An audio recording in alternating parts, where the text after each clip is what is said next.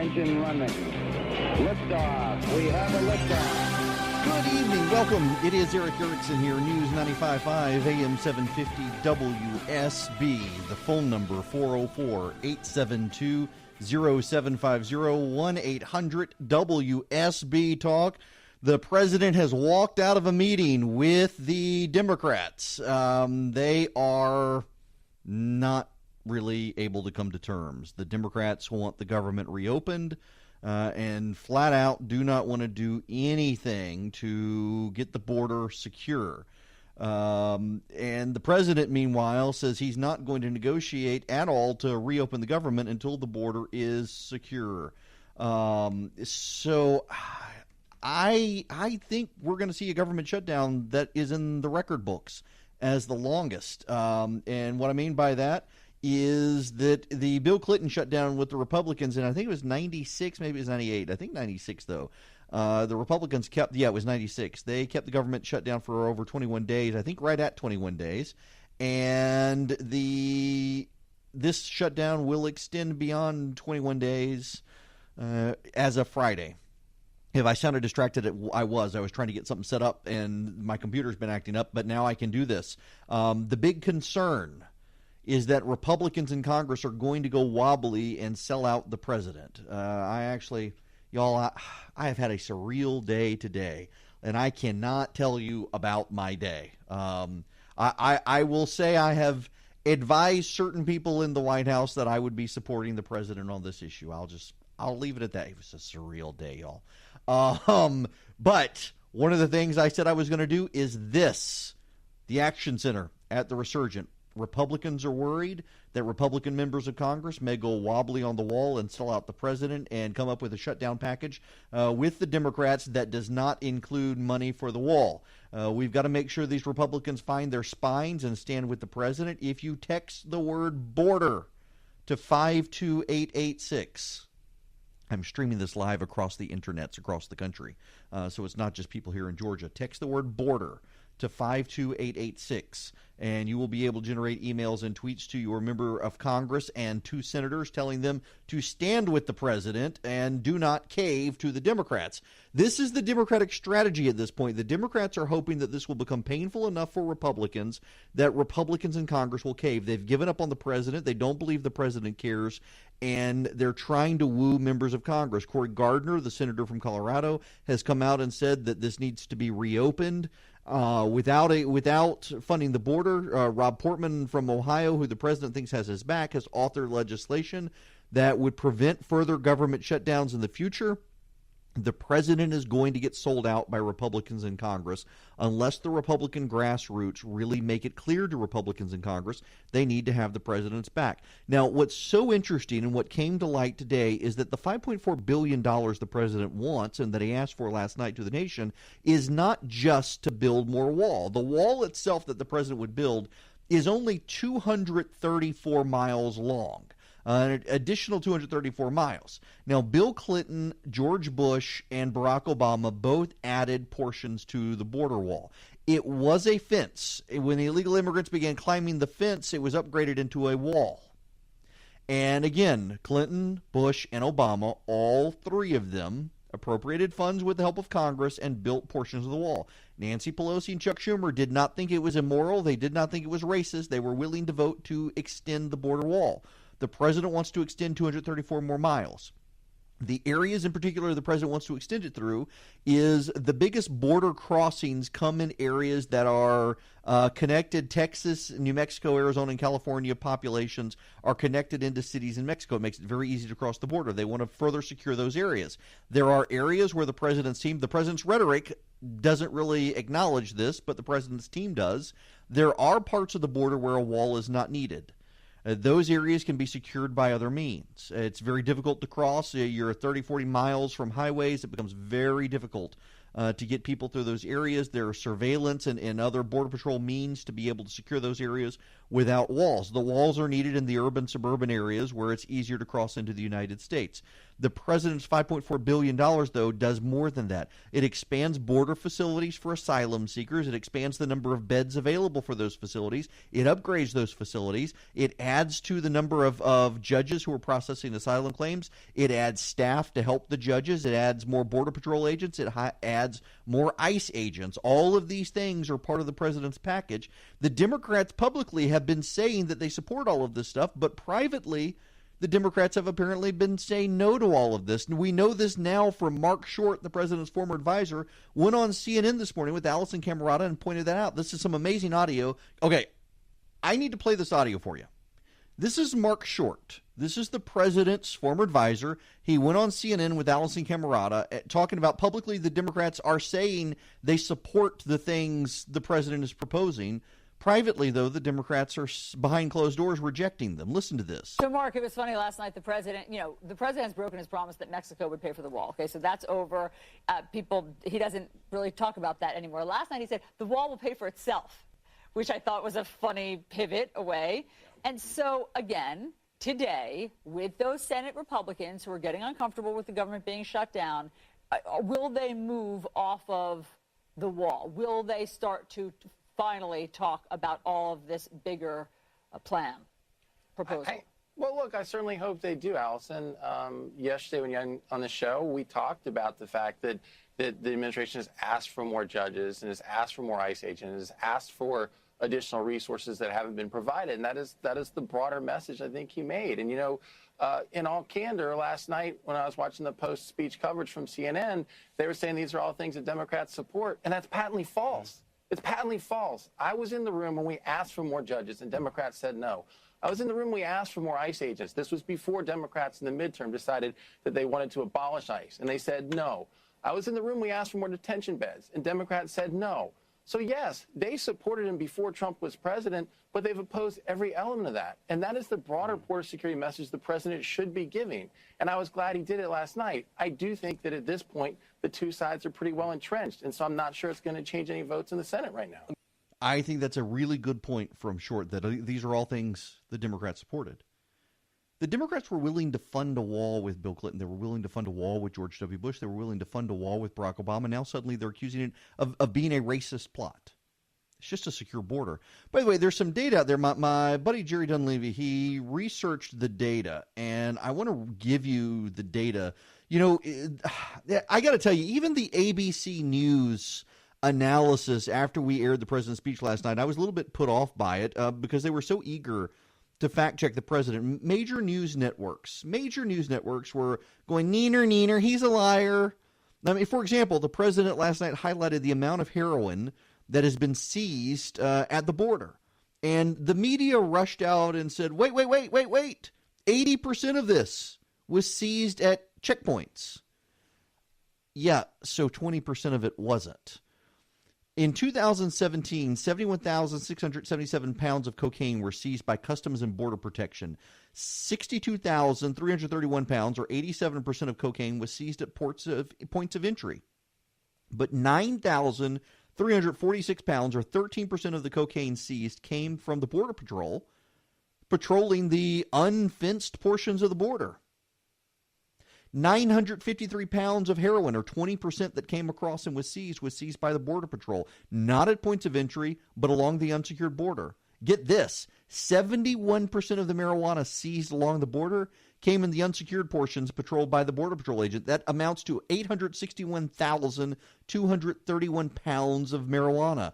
And then 17% of the methamphetamine seized by the Border Patrol came from the unsecured portions, not from the points of entry. That's 10,328 pounds. And what about the fentanyl? 181 pounds, 13% was seized by the Border Patrol. And we don't know how much else there is. That's what the Border Patrol was able to seize in patrolling the unsecured portions of the border. And yet that much still came through and was seized. How much more got through, we don't know. Securing the border makes sense. That it has become a partisan issue is indicative of how politicized everything has become in the age of Donald Trump. He made a reasonable proposal last night. That Democrats don't accept securing the border as reasonable is somewhat insane. In fact, you had Alexandria Ocasio-Cortez on MSNBC last night saying, in addition to it being racist, apparently, to secure the border, we need to get rid of ICE. Yes, that's right. The face of the Democratic Party wants to get rid of immigrations and customs enforcement altogether. That, my friends, that's insane.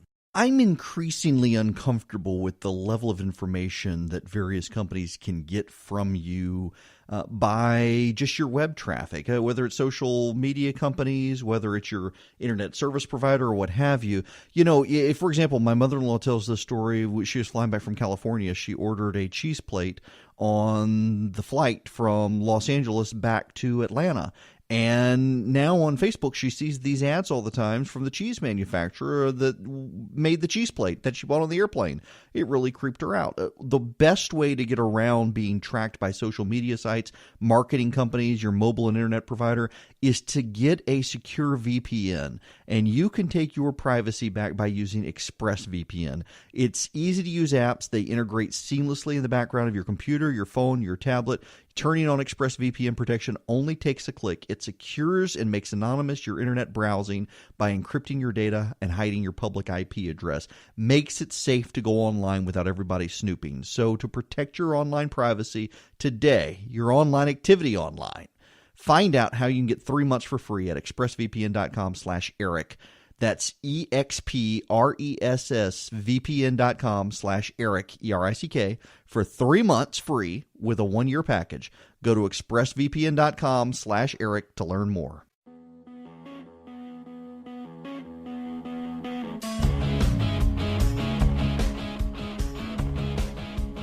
Welcome back. It's 25 after the hour. Eric Erickson here. Atlanta's Evening News. The phone number 404-872-0750-1-800-WSB. Talk. To the phones we go. Nico in Myrtle Beach, you're going to be up first tonight. Welcome to the program. How are you doing? I'm good. How are you? Good. I just have a quick question for you. Like, what would you say would be the best deal out of this whole, border wall shutdown situation? I feel like both sides aren't going to give.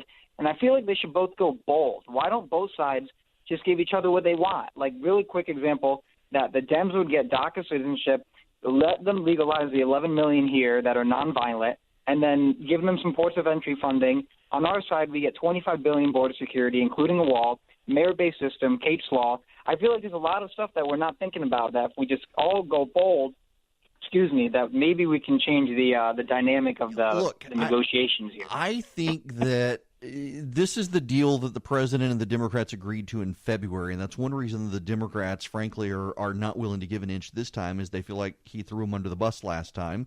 I think they need to go back to that. I'm not sure about going all the way to citizenship. I think the president's base could revolt, but allowing the DACA recipients to stay here without threat of deportation, I think, is a fair trade to get the border secure.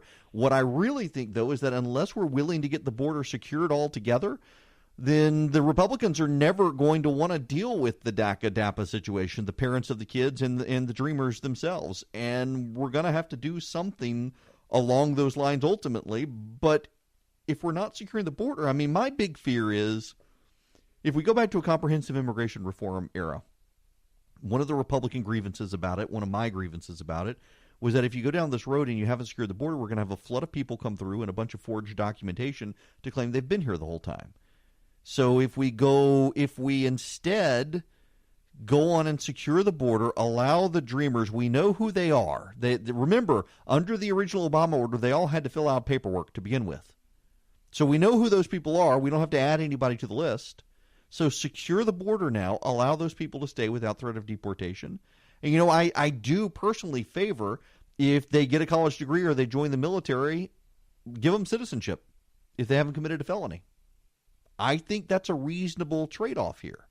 And if they would sit in a room and be willing to do this, listen, the Democrats were willing to secure the border when Bill Clinton, George Bush, and Barack Obama were president. The only reason they're not willing to secure the border now is because they think if they can get Donald Trump to cave, that it will hurt him with his base in 2020. I mean, they really do believe this. I've heard it from Democrats myself. They want to break the president on this issue. And he's going to have to stand firm, and he's going to have Republicans in Congress stand firm with him. That's why I think you need to make sure your member of Congress, wherever you are in the country, knows that you support the president on this issue. And it doesn't matter whether you're represented by a Democrat or not. They need to know you support the president because they're hearing in the media the president's base is going wobbly and Republicans themselves are going wobbly. And the only way to push back against that is to prove to them. That's why if you will text the word border to 52886, you can get into the Resurgence Activism Center and generate emails and tweets to your members of Congress and senators saying, we stand with the president on this issue. The media has been really complicit in helping the Democrats on this issue. Look at the pushback they gave on the president last night. First of all, the president talked about rich people build walls around their houses, not because they hate the people on the outside, but because they love the people on the inside and want to keep them safe. The immediate media response was, this was a slight on Barack Obama. No, he was making a point about rich people. What he did mention the Obamas. He had previously, and that's why they were able to jump to this, he's attacking Obama. But it's not true. It's not true. All he said was rich people, and he's right. And then they wanted to push back on the drugs seized, and they cited the border and the points of entry and how much was actually seized there. There's still a ton of drugs seized by Border Patrol agents coming across the unsecured portions of the border, and they wanted to obfuscate that issue. The media is complicit with the Democrats in this, and Republicans need to push back. More of this in your calls, more facts when we come back.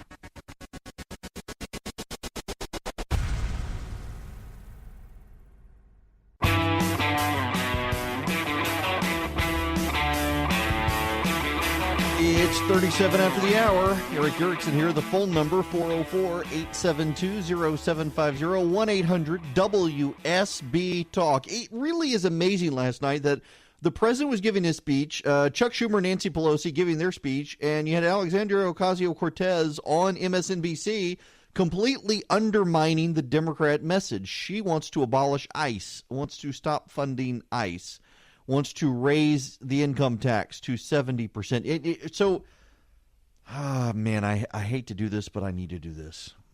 You know what the Overton window is? The reason that I hate talking about the Overton window is because I really got tired of 8 years of conservatives calling this program, saying that Barack Obama was using, I've repressed it now. It tired me so much. The book, Rules for Radicals, that's it. Summoned up from a dark recess of my mind. And everything, it's Rules for Radicals. Everything he's doing is Rules for Radicals. Barack Obama wiped his backside. It was Rules for Radicals. He turned the toilet paper so it pulls from underneath. It was Rules for Radicals. Everything was blamed on Rules for Radicals. Anything Barack Obama did was Rules for Radicals. It was ridiculous. There are other reasons Barack Obama did things than Rules for Radicals. But we do need to talk about the Overton window. And so I'm hesitant to talk about it because that is part of the whole Rules for Radicals things. Essentially, Jesse Helms, let's use a conservative example here. Jesse Helms was a good example of the Overton window. Jesse Helms believed that as long as he planted his flag as far right as possible on an issue, that it would make it reasonable for Republicans to stake out a position close to him while saying, no, I don't agree with that guy. I just want to be here instead, as I knock stuff over on my desk. And that's what Alexandria Ocasio-Cortez is doing here. It is actually a willful strategy on the part of certain Democrats now to throw out these outrageous examples and plant their flag here. Get rid of ICE and a 70% income tax rate. So that other Democrats can say, I don't really want to go that far. I want a 50%. I want a 45% income tax rate. Or I don't want to abolish ICE, but I want to loosen the borders.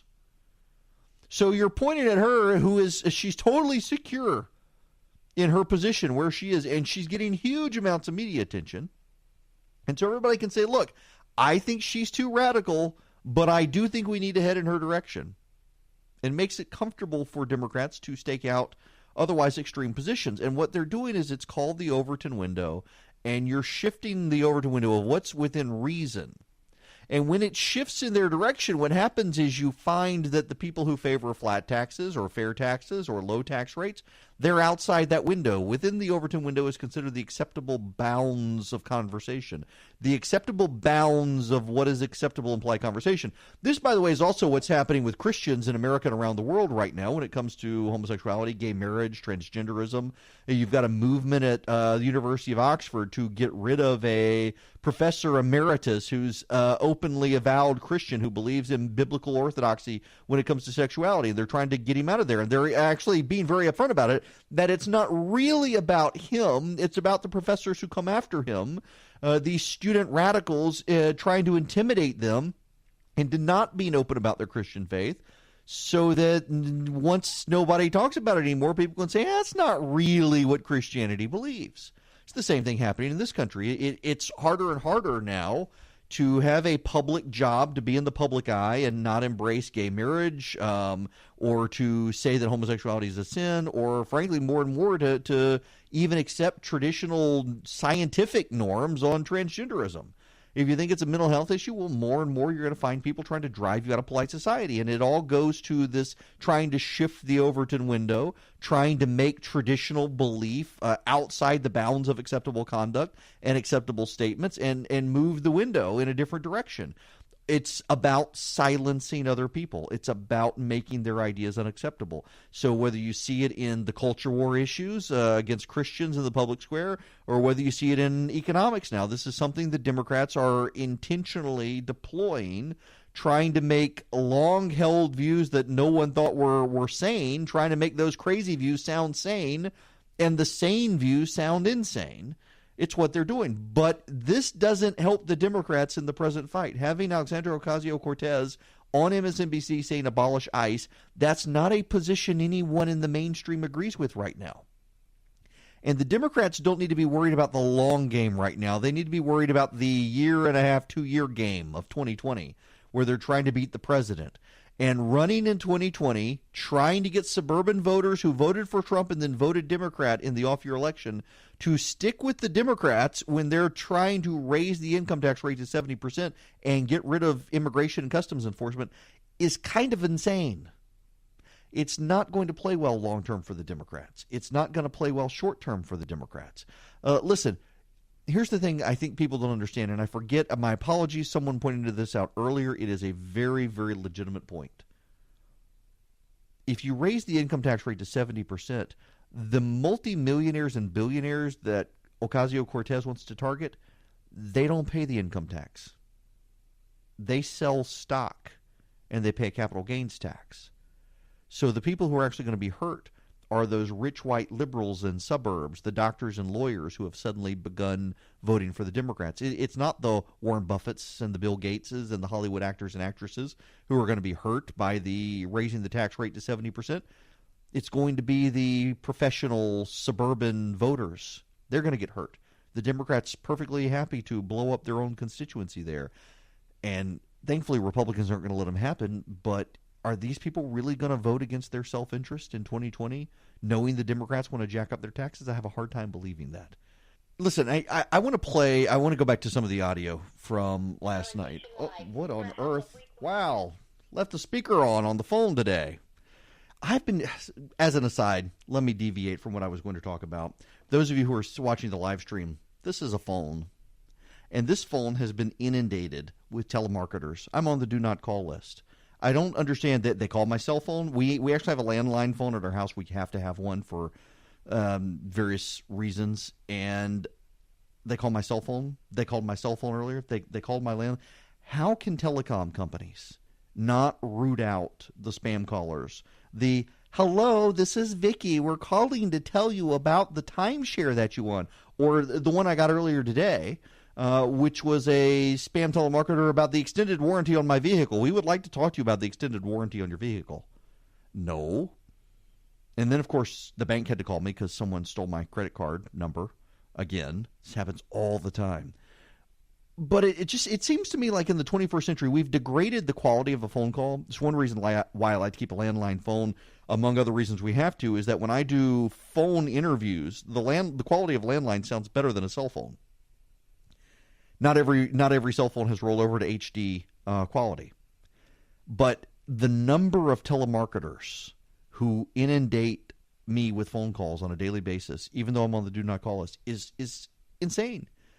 And you would think that telephone companies would be able to figure out these calls and would be able to block these calls, would be able to somehow flag these calls. Technology is a miraculous thing, and telephone companies don't seem to be doing it. Meanwhile, my landline price has gone up $20 in the last couple of years. Thanks, AT&T. I think I'm actually going to switch to one of the, what is it, Uma or one of those? It's a voice over IP phone company.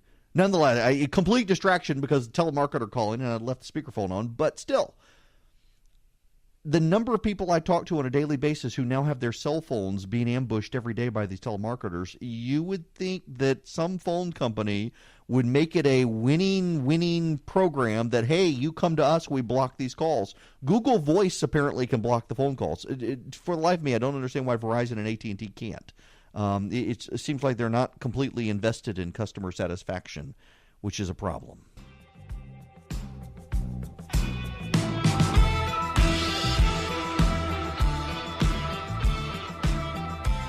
It's 55 after the hour.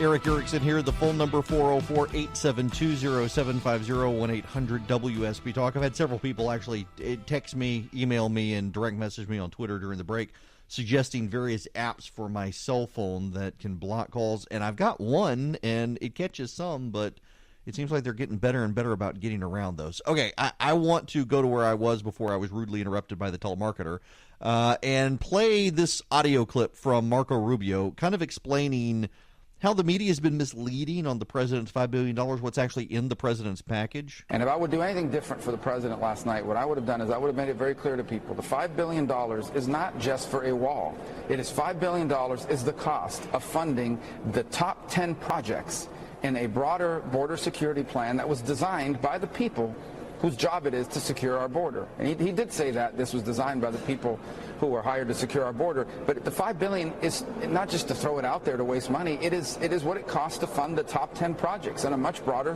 program. It'll take multiple years. We'll have to come back and do more of this. It is not an unreasonable request. It is clear to me that the Democrats are objecting to it because they believe that if they can get the president to cave, it guts him, he implodes among his base, and it makes it easier to beat him in 2020.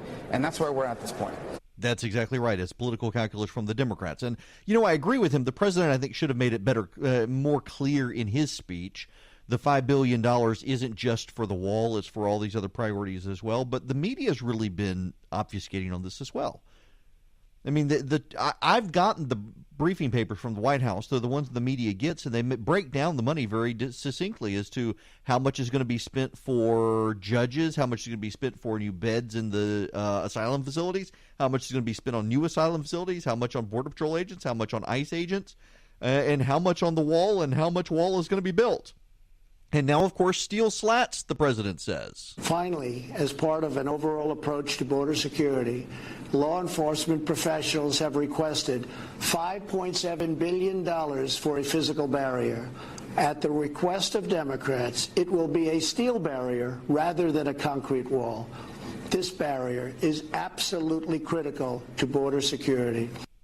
Yeah. That gets to Rubio's point. That Border Patrol agents, Customs, ICE agents, Homeland Security, they're the ones who came up with this plan. And it was not a partisan plan when Barack Obama was on board with expanding the wall. It was not a partisan plan when Bill Clinton and George Bush were. It only is partisan with Donald Trump because the Democrats believe his base is racist, committed to keeping immigrants out. And that if they can just expose him as a fraud, these people will beat him. It really is a sad thing that Democrats are so committed to the idea that people who supported Donald Trump are racist. Do you know, as a matter of fact, a significant portion of Donald Trump's voters voted for Barack Obama? And the Democrats hate these people so much. Is it any wonder that they're sticking with Donald Trump? They've got nowhere else to go. The Democrats have provided them no other alternative. I mean, you've got the media today. Bob Costa at the Washington Post is attacking my friend Russ Vought as some sort of anti-Muslim bigot when it was actually the Democrats in Congress applying a religious test to Russ Vought's confirmation at OMB because he's an avowed Christian. And the media is attacking the Christians as opposed to the Democrats for doing a religious test. The hypocrisy knows no bounds, and the media continues to fail us.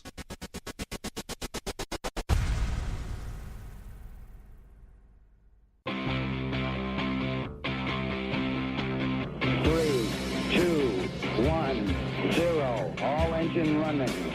Liftoff. We have a liftoff.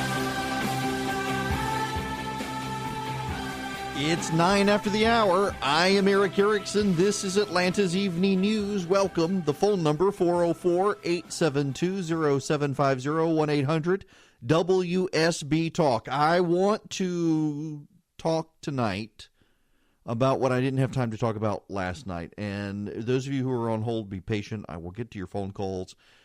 But we got to talk about the Georgia Republicans and what they need to do, because I sense some panic. And I sense some of that panic with the Speaker of the House, David Ralston. We're not exactly fans of each other. I think that Ralston oftentimes sells out conservatives. Well, now he's got a new excuse for doing so, and that is that he's got to save the Metro Atlanta Republicans.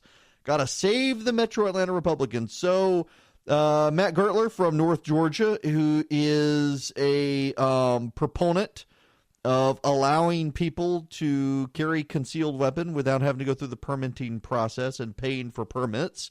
The speaker indicating he may block that because it may be a difficult vote in the Metro Atlanta area for some of these Republicans. There's also the issue of what to do with health care in the state of Georgia. And are they going to expand Obamacare in the state of Georgia? And there are some hints that some Republican leaders in the House want to expand Obamacare in the state of Georgia. The speaker also apparently wants to kill the Religious Freedom Restoration Act, of which we have a federal law, but the Supreme Court has said states have to pass their own individual laws. More than a third of states have passed RFRA. Georgia has not. It passed it once. Governor Deal said he would sign it, then he vetoed it. Now David Ralston says he's inclined to kill it. Time and time again. Okay, so I got a question. I've got a question. Why don't we get a new speaker? Why don't we? It seems very clear that the speaker views his job as protecting the Republicans from themselves. Rural Georgia just handed Brian Kemp a conservative win. The Republicans kept their majority. They won all statewide offices. And yet, we can't do this because the people of Atlanta, they may not like us. It seems like the bulk of the people who were championing David Ralston for speaker lost. So why don't we try our hand at a new speaker who might actually allow the Republicans to pass the things Republicans campaign on passing? I mean, the reality here is we're all probably to a degree being played, and that there are a lot of Republicans who go out and they say they support X, Y, and Z, and they really don't, and they hide behind the speaker and know the speaker's going to kill this stuff. So I'm sure he's probably very safe with these people who are so two-faced. But at the same time, Republicans have been campaigning on passing RFRA for a very long time. Nathan Deal himself said he would sign it before he betrayed voters, and his excuse was they added into it more than should have been added. Well, if they pass a clean RFRA that models the language of the federal government without any of the additions conservatives wanted in the past, Brian Kemp said he would sign it. Jeff Duncan says he supports it.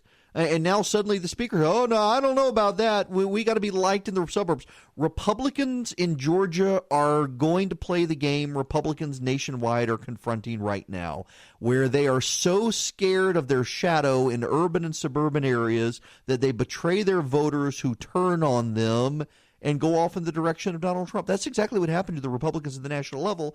They got so betrayed by Republicans who were promising things like repealing Obamacare to their suburban voters and whatnot, or to their rural voters, and then betraying them because, we've got to be liked by the urban suburban voters, that everybody wound up hating them. And they got voted out of office. And ultimately, Donald Trump came along and took over the party. That's what's going to happen with the Georgia Republican Party, because they make all of these promises, and then you have guys like David Ralston saying, over my dead body is this stuff going to pass. At some point, the Republicans in the House have to be held to account for the speaker blocking conservative legislation they all campaign on saying they support. If they can't have their speaker pass stuff like RFRA when they all say they support it, well, then they all need to be voted out of the House and let the Democrats take over then, because they're behaving like the Democrats. Might as well have some truth in governance here. It's ridiculous. Now, so here's the thing with the conservative losses in the suburbs in Georgia. Do you know they were outworked by the Democrats? The fact of the matter is the Republicans in Georgia got lazy. They got lazy, and they relied on outside groups to do door knocking. They knew that the Kemp strategy was to focus on boosting the numbers in rural Georgia, and he did that, and he got elected. But the Republican Party in Georgia, and it's not a fault of the leadership, it's just a general fault of county parties, the state, the politicians, all of them together. They relied on outside nationwide groups to come in and do their paid door knocking and talking to voters. They were outworked, outmaneuvered, and outgunned by Democrats in the suburban areas, and a lot of it has to do with Donald Trump. It does not have to do with Republicans in Georgia, and that's the thing that a lot of these people don't understand. And we just need to accept the fact that a lot of women in suburban Georgia and a lot of men in suburban Georgia have been turned off by the president, and anyone who was in any way affiliated with in the shadow of the president, including Brian Kemp, got hurt because they wanted Democrats to hold the president accountable. They wanted to voice their strong objections to the president. It hurt Republicans in suburban Georgia. For the speaker and Republicans in the state of Georgia to run around and say, oh, no, we got to be realized, we got to be loved. Donald Trump is going to be on the ballot in 2020. He's going to be on the ballot in Georgia. The way they need to work in Georgia is secure their Republican base, who is perfectly willing to turn their backs on these people for betraying them repeatedly, just as Republicans nationwide turn their backs on Republicans. But more important than that, they need to actually invest in a ground game strategy of door knockers. They need to invest in a ground game strategy of finding competent people to run in these areas. They need to invest in a strategy of going door to door, identifying voters, and build relationships with the actual voters on the ground. And they're not doing that. Instead, they're pooping their britches in the state legislatures. Oh, my God, what are we going to do? They don't like us anymore. You know what? You can win the suburbs all you want, but if you really make your Republican voters in the rural area mad, guess what? They may not turn out. And that could impact the president's reelection as well. I mean, it is always about metro. The Republicans in Georgia do a really good game of saying, we got to work on rural areas in the state. But when it comes to actually passing legislation, we got to be loved by the liberals in the suburbs. DeKalb County doesn't like us. We got to be liked. We got to be liked. It's all about we got to be liked. We got to be liked. You know what? Instead of being liked by people who don't like you, why don't you shore up the support of the people who do and who will write you checks and be your volunteers and go door to door? And time again, Republicans in Georgia don't see how to do that. They use conservatives, they use rural voters, they use suburban Republican voters to get them reelected, and then they give them the middle finger while they go off and try to court DeKalb County voters who wouldn't pee on them if they were on fire. You know, when I do a sponsorship ad for the podcast, they send me a script that I can read from. I don't have to even read that script for Quip. Quip is my electric toothbrush, and it has been for over 2 years, and I love it. I ordered it myself well before they were a sponsor of this or even my radio show because I kept seeing the ads on Instagram, and I was looking for a good electric toothbrush. And so many electric toothbrushes, if you buy them, the toothbrush heads are so big you can't get them to the back of your mouth to brush, and they come with a big recharger you got to carry with you. The Quip does not have either of those problems. It is designed by designers with dentists, and it shows. It fits in your mouth comfortably, and it works on AAA battery, so you don't have to carry a big charger with you. And there's a subscription brush head. So when your brush head wears out, for just $5 every 3 months, you get a new brush head, and it comes in an envelope that has a new battery in it. So you keep the cycle going. It is fantastic. It is accepted by the American Dental Association. In fact, it's one of the first electric toothbrushes accepted by the ADA. They're backed by over 25,000 dental professionals. My own dentist has commented to me how good my teeth have looked over the last couple of years. I've been going through one of those Invisalign braces processes as well, and Quip makes it easy and great to get good clean teeth. So now Quip starts at $25 if you go to getquip.com/Eric, ERICK right now. You get your first refill pack for free at getquip.com/Eric. It is free, your first refill pack. So go to getquip.com/Eric. That's getquip.com/Eric.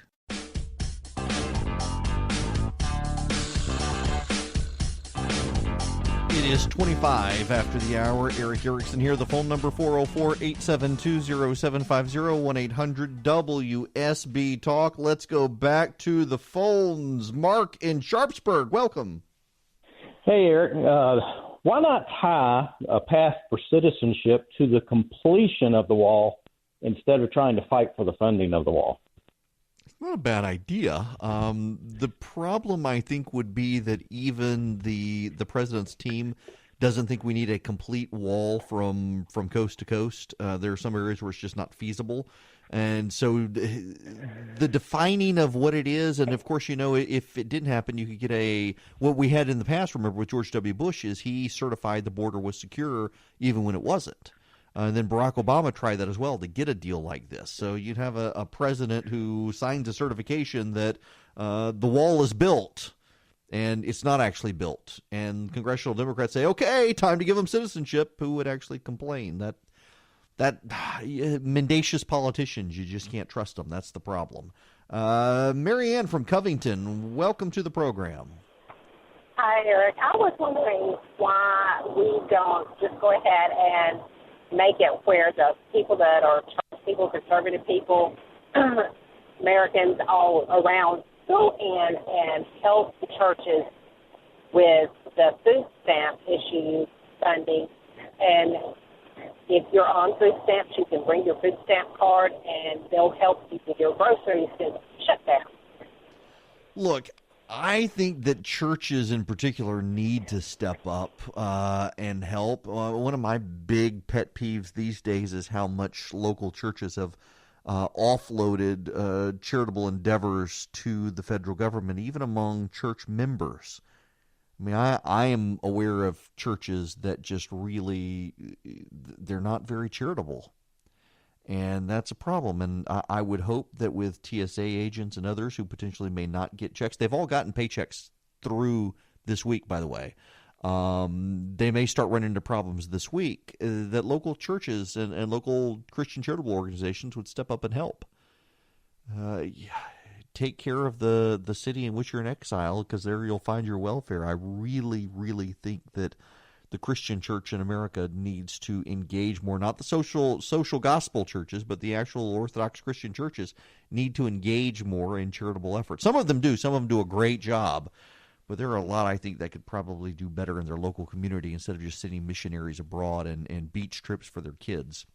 That's a pet peeve of mine. When we come back, more of your calls, 404-872-0750, 1-800-WSB-TALK.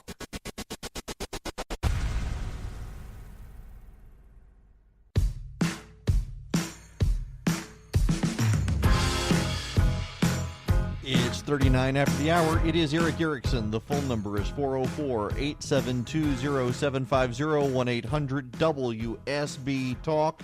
To the phones we go right now to David in Conyers. Thanks for waiting patiently. Hey, Eric, how you doing? I'm great. How are you? Hey, just real quick, on my roughly 35-year political perspective, I don't think it's really going to matter if the Republicans get back in control, because historically, in my opinion, they do nothing. They either do nothing while they're in office, look at the last 2 years we've had, or they simply roll back something that the Democrats have passed. I cannot think of one real gain that I would call a conservative gain or a conservative victory. It is just they slow down the march toward the left. Well, conservatism is not, in my mind, stopping everything. It is certainly slowing things down. But don't forget that when the last, what was it called? Was it the spending issue with Barack Obama? It was actually real cuts. It was the first time Congress had made real cuts in existing and future spending in decades, and that was a huge conservative win. They've also done a very good job at the executive level of eradicating regulations, and Congress itself very, very aggressively, once Donald Trump got elected, rolling back Barack Obama regulations. Those were huge conservative wins as well. I will tell you, though, David, to your point, my buddy Dan McLaughlin, who goes by Baseball Crank on Twitter, just put up on Twitter, which I find very funny. He tweeted, if Republicans end the shutdown with a budget deal that doesn't fund a border wall, it'll be the first time in a very long time congressional Republicans successfully defunded anything. It's a fair point. Was it rescissions? I can't remember the name of it now. I'm sorry. I'm having one of those moments.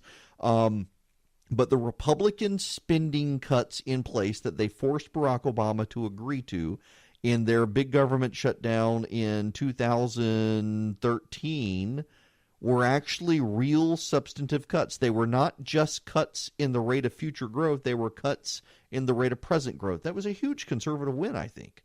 There are a lot of people out there who say, what good has conservatism done? As if, oh, well, we don't like X, Y, and Z, therefore it's bad. But at the same time, conservatism is a philosophy about go slow and steady. And a lot of what conservatism has done is things that haven't gotten passed. It's real hard to take credit for things that haven't gotten passed, saying, look at all this legislation we didn't pass. But look at what happened when Barack Obama and the Democrats were able to control Congress for 2 years and the rush to get things done, including Obamacare. Now, once it was done, were Republicans able to repeal it? They campaigned a lot on it, but they weren't able to do it. But the Democrats had to have a filibuster-proof majority in the Senate in order to get it done. Or look at the regulatory rollback, that Republicans in Congress actually passed legislation to roll back regulations. And the beauty of their regulatory rollback in Congress is that the way they structured it now, these regulatory agencies, when the next Democratic president comes in, will not be able to pass the same sorts of regulations. That in and of itself is a huge conservative win. I get really frustrated by people because it's really trite these days, particularly among some of President Obama or President Trump supporters, to say, what good is conservatism anyway? It hasn't done anything. Actually, conservatism has done a lot to conserve, and no one ever wants to give it credit for the things that don't get advanced. But that's the point of conservatism. A lot of things that don't get advanced that otherwise would get advanced. We're not going to wave the flag and champion the passage of something that doesn't get passed. We're championing the passage of, or the lack of passage of things. And that doesn't get credit. It doesn't get eyeballs. It doesn't get attention. But there's a lot of bad stuff that gets blocked because of conservatism. Back to the phones we go. Mike and Cornelia, welcome. Yeah, Eric, good talking to you. You too. I was wondering if you could explain a little bit why Donald Trump and the Republicans are letting the Democrats set the narrative on this, saying that he's holding everybody hostage when they're the ones that refuse to negotiate. Part of me honestly thinks it's that they know the media isn't going to help them, so why bother? Look at the just antagonism from supposed media fact checkers last night, ridiculously fact checking the president's statements, including getting a lot of the facts wrong themselves. I don't know that the president thinks it's worth his time to do that. The president understands that the Democrats right now are popular with a good portion of the American public. The president is focused on his base, and the base already doesn't believe the media. So why waste time with the media? Why should the president try to get Jim Acosta to talk about the Democrats being hostage takers and not him when Acosta's not going to do it? It's a waste of time. Frankly, I think the president ought to embrace it and just say, yes, I'm keeping this thing shut down until I get what I want. That's what I would do. John in Atlanta, you're next. Welcome. Yeah, hey, Eric. Want to tell you, I really enjoy your show. You always have such great insight on a number of things about local politics. But I do have to take issue with something that you said earlier about the state Republican representatives being lazy in the past election. I worked on the ground crew of one of those Atlanta area Republican candidates, and we worked our butts off. And there were a lot of other candidates that I was talking to. They were working their butts off, too. So. Yeah, and John, let me clarify here. I'm not saying they're lazy. What I said is that at the state level, they made the decision to outsource the professional paid door knockers to the Republican National Committee and the Republican Governors Association, and those groups wound up not actually doing what they said they were going to do. So where I think you're hearing lazy is me saying they need to put in the effort, and I don't mean that to mean they're lazy. I mean they're going to have to come up with a way to do this themselves instead of getting stabbed in the back again by these national groups that promised to do it and never did. Agreed. We had money, that we raised all of our money. We got very little money from either the state or the national Republican organizations. And it was a dogfight. We knew that there was going to be a lot of headwinds from the Stacey Abrams down ballot voting. Right. That was really going to take, its toll. And it did. I mean, we lost 14 Republican seats in the Atlanta metropolitan area. Yeah, and it makes me so mad to know, because I've talked to so many people, including a couple of the congressional candidates, who were told, don't worry about bringing in paid door knockers, the national party's got it. And it was only in the last minute that they said, oh, hey, by the way, the national party's not actually going to do this. And that really could have made a difference in some of these races. I agree with you. And, Brian Kemp, he was non-existent in the city of Atlanta as far as I was concerned. And, he was. And I've heard a couple of people who are critical of him, but I think the strategy worked for getting him elected. It just, the Republicans in the state needed to do a better job of not relying on these national groups that so often make these promises and don't actually deliver on the promises. And I think lesson learned now. But I would not look at the failure in the suburbs of saying, oh, they hate us now. That the suburban voters, they certainly didn't like the president. That's going to be an impact in 2020. But more importantly, they need to do their own thing instead of relying on these outside groups. I think that's going to make a really big difference when we get into 2020. And, of course, more resources are going to be poured into 2020 in Georgia from the president's campaign and from others. But that's not to say the GOP in Georgia needs its own plan to do its own door-to-door with paid people, not just volunteers.